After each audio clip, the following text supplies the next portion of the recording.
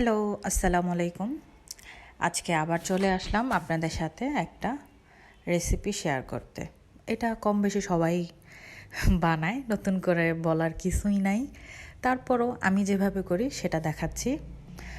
পেঁয়াজ মরিচ কেটে নিলাম, আলু সিম ফুলকপি যেটা দেখলেন ওগুলো কেটে নিলি। তারপরে পানি বসিয়ে দিছি,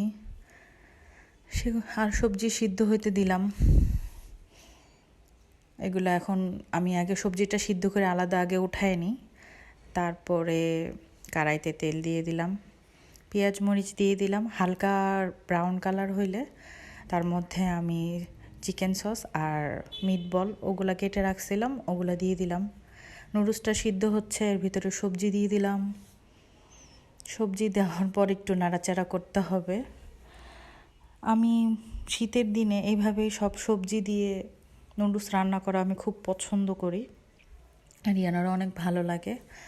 মশলা দিলাম, ডিমটা এক হাত দিয়ে ভাঙার চেষ্টা করতে গেছিলাম, পরে চিন্তা করলাম আমি তো এত পারফেক্ট না। আসলে কেউ কারো লাইফে এতটা পারফেক্ট না। যাই হোক, তারপরে আমি নুডলস রান্না করতেছি, সব কিছু ভাজা ভাজা করতেছি, মশলা টশলা নুডলসের ভিতরে। এই নুডলসটা রান্না করতে গেলে বেসিক্যালি এত মশলা দিলে ভালো লাগে না। জাস্ট এটার প্যাকেটের মশলা, লবণ, তেল এতটুকুই দিলেই এটা স্বাদ লাগে। আমি এক্সট্রা করে কোনো সস টস এই নুডলসের ক্ষেত্রে আমি দিই না, যেটাতে সবজি দিয়ে রান্না করি।